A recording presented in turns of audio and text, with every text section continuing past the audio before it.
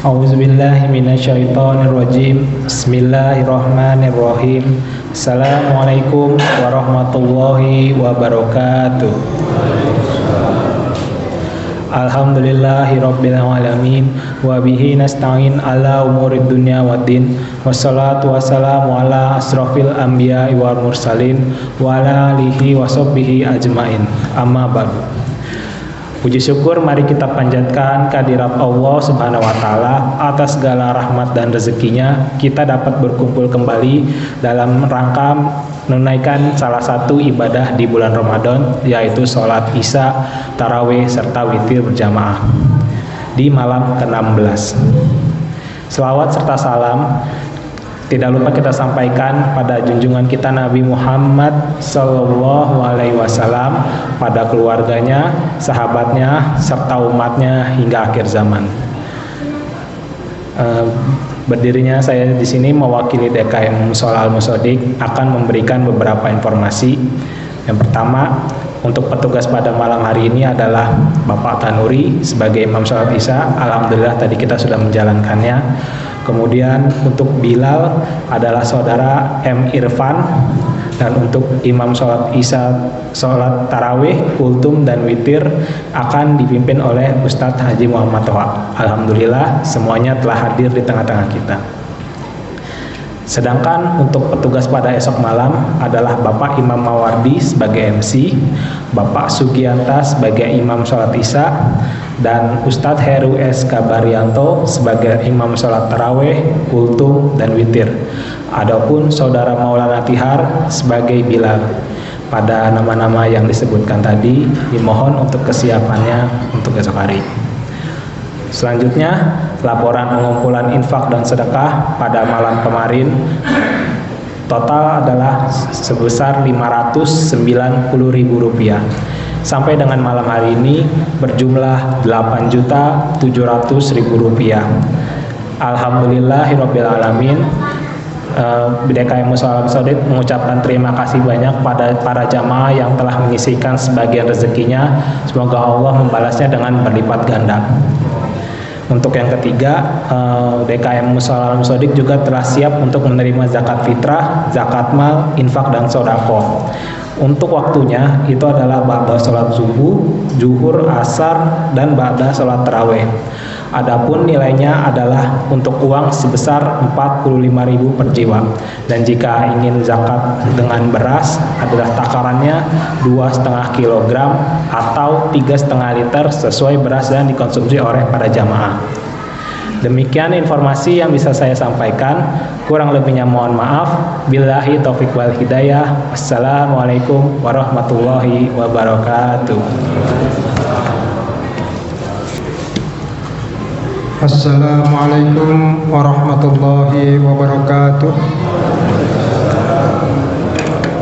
Alhamdulillahilladzi arsala rasulahu wa dinil haq liyuzhirahu 'alad dini kullihi wa kafa billahi shahida. Asyhadu an la ilaha illallah wahdahu la syarikalah wa asyhadu anna sayyidana wa nabiyyana Muhammadan abduhu wa rasuluh la nabiyya ba'dah, amma ba'du. Qala ta'ala fi kitabihil karim wa huwa asdaqul qailin, man amila salihan min dzakarin aw unsa wa huwa mu'minun falanuhyiyannahu hayatan thayyibatan wala najziyannahum ajrahum bi ahsani ma kanu ya'malun. Shadaqallahul azim wa shadaqa rasuluhun nabiyul habibul karim wa nahnu ala dzalika minasyahidin wasyakirin walhamdulillahi rabbil alamin. Yang kami hormati Bapak Ketua DKM beserta jajarannya, yang kami muliakan para alim ulama, para asatidz, para hujjaj, wabil khusus jamaah Musola Al-Musodik yang berbahagia. Syukur alhamdulillah pada malam hari ini kita sudah sampai kepada malam ke-16 di bulan Ramadan ini, Berarti setengah bulan kita sudah menyelesaikan puasa Ramadan, tinggal setengah bulan lagi. Kalau anak-anak ini senang karena sebentar lagi Lebaran, tinggal orang tuanya yang pusing. Salawat serta salam semoga tercurahkan kepada junjungan kita Nabi besar Muhammad sallallahu alaihi wasallam, juga para keluarganya, para sahabatnya, dan insya Allah mudah-mudahan sampai kepada kita sebagai umatnya yang senantiasa kita selalu mengikuti risalah-risalahnya sampai yaumil akhir nanti. Bapak dan Ibu sekalian, kali ini saya tidak akan menerangkan tentang faedah-faedah berpuasa, tetapi saya ingin menyampaikan apa yang saya baca tadi di pembukaan, yaitu surat An-Naml 97 ayat ke-97. Di sini disebutkan, man amila sholihan min zakarin aw unsa wa huwa mu'min falanajziyannahu hayatan thayyibatan, dan seterusnya. Artinya barang siapa yang mengamalkan atau beramal kebajikan, beramal soleh, baik perempuan maupun laki-laki, dan dia adalah seorang mukmin, maka insya Allah Allah akan memberikan, bukan insya Allah nih, lamnya lam li ta'kid, jadi falanajziyannakum itu pasti, Allah pasti, jadi udah janji nih, Allah pasti memberikan kepada orang tersebut itu kehidupan yang sangat baik. Jadi kalau kita beramal soleh dan kita beriman, maka Allah akan memberikan kehidupan kepada kita, kehidupan yang sangat baik. Dan tentunya pasti, kata Allah, kami memberikan balasan kepada mereka lebih baik dari apa yang mereka kerjakan. Jadi di sini jelas Allah sangat menghargai orang-orang yang selalu berbuat amal soleh, selalu berbuat baik, tetapi tentunya diiringi dengan iman, ya, iman kepada Allah.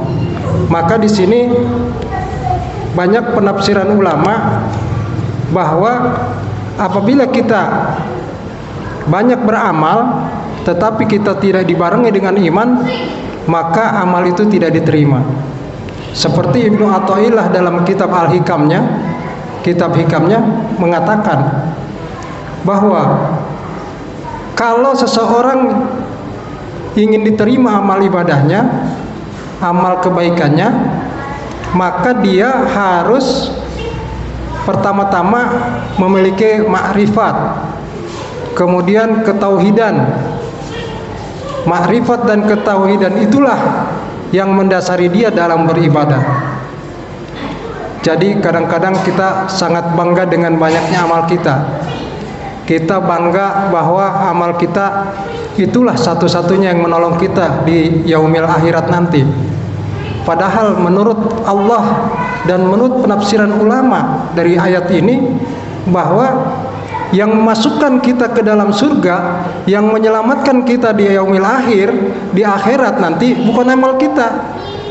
Apa jadinya? Adalah keridhaan Allah. Jadi amal kita banyak tapi Allah tidak ridho, itu tidak akan diterima. Jadi tanda diterimanya ibadah kita, amal kita, yaitu tergantung kepada keridhaan. Nah, bagaimana kita mendapatkan keridhaan itu? Tadi seperti Ibnu Athaillah kemukakan bahwa ketika kita beramal kita harus memiliki makrifat kepada Allah. Apa sih makrifat? Makrifat itu bersandar kokoh kepada Allah. Jadi apapun yang kita lakukan itu adalah karena Allah. Orang yang memiliki rasa makrifat tinggi, ini dalam tasawuf, ya. Jadi kitab hikam ini kitab tasawuf. Nah itu dia menganggap bahwa dia melihat Allah secara hakikatnya. Kalau orang sudah merasa melihat Allah, maka dia akan selalu dekat dengan Allah dan selalu mensahadahkan segala perbuatannya kepada Allah. Dia merasa diawasi oleh Allah Subhanahu wa taala. Nah, sehingga apapun yang diperbuat itu adalah kehendak Allah. Apapun yang diperbuat itu adalah ketentuan Allah. Dan dia tidak akan keluar dari hukum-hukum Allah dan ketentuan-ketentuan Allah.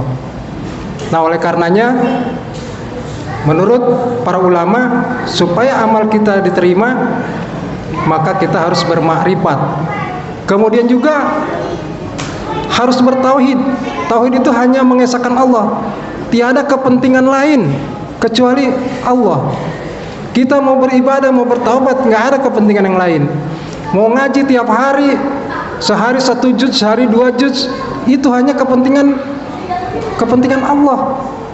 Dan yang menggerakkan, kita yakin, yang menggerakkan kita ngaji setiap hari, yang menggerakkan kita berbuat amal soleh, itu bukan dari kekuatan kita sendiri, tetapi orang makrifat meyakini bahwa itu adalah kekuatan yang diberikan oleh Allah Subhanahu wa taala kepada kita. Nah, disinilah perbedaan antara orang yang makrifat dan tidak makrifat, orang yang bertauhid dan tidak bertauhid. Maka dengan demikian kita sebagai umat Islam, sebagai shoimin, maka kita harus menyandarkan diri kita, semua perbuatan kita, semua amaliah kita adalah untuk Allah. Di sini disebutkan amal soleh dan juga dia harus mukmin, harus beriman. Di ayat An-Naml tadi, surat An-Naml ayat 97. Dan Ibnu Athaillah lebih jauh menjelaskan dalam sebuah syairnya, yaitu min alamatil i'timad alal amali nuqsanu ar-raja inda wujudil zalal. Jadi tanda-tanda, sebagian tanda-tanda orang yang bersandar kepada amal, maka dia itu berkurangnya pengharapan kepada sesuatu yang ketika dia berbuat kesalahan. Artinya apa? Jadi kita melaksanakan sesuatu itu jangan bersandar kepada amal kita. Kita kalau bersandar kepada amal kita, kita akan merasa bangga diri. Wah, saya udah sholat banyak, udah sholat sunnah, udah puasa sunnah juga Senin Kemis, bahkan puasa yang lain ya, puasa Daud dan sebagainya. Merasa diri kita sudah melaksanakan itu semua. Nah, kita akhirnya bersandar kepada itu, maka Allah akan memberikan pahala balasan kepada saya. Nah, disinilah kesalahan kita dalam melaksanakan agama. Maka berdasarkan ayat dan keterangan ulama tersebut, itu kalau kita bersandar kepada amal itu, maka ketika kita berbuat kesalahan itu berkurang rasa berharapnya kepada Allah. Artinya apa? Kalau kita berbuat kesalahan, maka orang makrifat itu selalu merasa bahwa itu adalah hukuman, ketentuan dari Allah, yang mana kita itu belum menjadi orang yang maksum, orang yang terbebas dari dosa. Maka ketika kita nyadar bahwa kita bukan orang yang terbebas dari dosa, kita segera bertaubat, memperbaiki diri, dan juga segera meninggalkan perbuatan tersebut dan tidak terulangi kembali. Nah, ini bagi orang yang ma'rifat ketika menghadapi kesalahan-kesalahan yang telah kita perbuat. Ketika kita menjadi orang yang taat, orang ma'rifat itu menganggap bahwa ketaatan pada dirinya itu bukan karena kekuatan dirinya sendiri, bukan karena bukan karena kemampuan dirinya sendiri, tetapi itu semua adalah pemberian dari Allah, karunia dari Allah, bahwa dia diberikan kekuatan untuk taat kepada Allah, sehingga selalu berharap, selalu takut kepada Allah. Takutnya pemberian Allah terhadap kekuatan kita dalam beramal itu dicabut oleh Allah Subhanahu wa taala. Dan yang tadi yang salah itu selalu tidak pernah berharap. Ya, kalau orang yang tidak ma'rifat itu nggak ada harapan. Saya mah nggak punya harapan untuk diampuni oleh Allah. Padahal Allah sendiri di dalam Al-Quran surat Asy-Syura mengatakan, wa huwallazi yaqbalu at-taubata an ibadihi wa ya'fu anis sayyiati wa ya'lamu ma taqa. Dan Allah lah yang menerima taubat daripada hamba-hambanya dan memaafkan semua kesalahannya, dan Allah mengetahui apa yang diperbuat oleh orang tersebut. Nah, jadi tidak ada, kalau orang yang makrifat kepada Allah itu hilangnya harapan. Jadi khauf dan roja itu selalu bersamaan. Khauf itu rasa takut, takut kepada Allah, dan roja itu adalah mengharap kepada Allah, mengharap ampunannya, mengharap rahmatnya, mengharap keridhoannya. Nah, itu orang yang ma'rifat dan orang yang bertauhid. Bertauhid itu dalam Al-Quran disebut dengan iman. Maka selalu kan ya ayyuhalladzina amanu wa amilus solihat. Jadi orang beriman itu selalu diikuti dengan amal yang soleh. Nah, jadi di sini Ibnu Athaillah dalam hikamnya bukan melemahkan niat baik orang-orang yang beramal. Jadi orang-orang yang sudah beramal dengan membaca ini atau melihat keterangan ini kemudian jadi melemah, bukan seperti itu. Tetapi justru niatnya itu yang harus diluruskan. Kalau kita mau beramal, maka niatnya itu semuanya karena Allah, minta keridhaan dari Allah. Karena amal sebanyak apapun kalau Allah tidak ridho, itu tandanya amal kita tidak diterima. Orang masuk surga, orang selamat di dunia dan di akhirat itu karena keridhaan Allah, bukan karena amalnya. Ini jelas dalam Al-Quran dan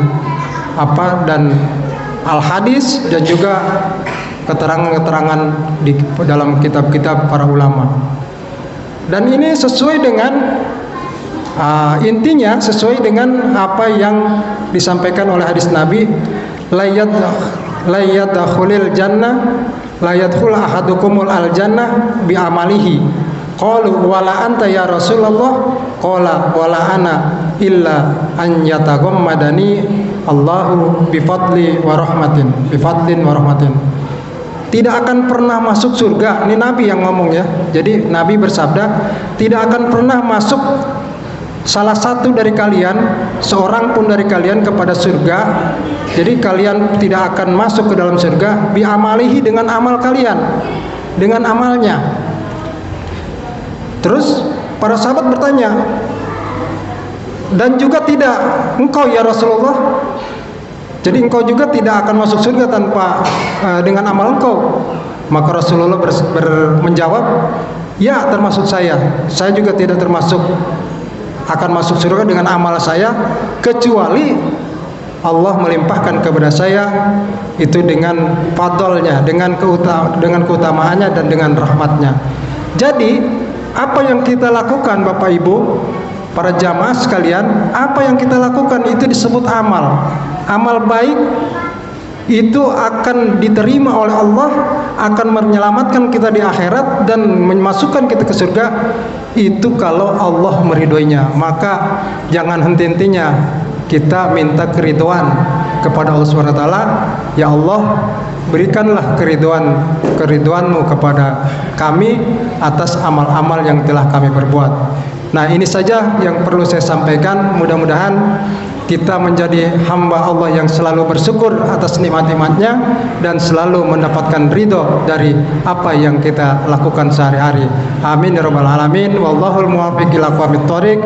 Wassalamualaikum warahmatullahi wabarakatuh.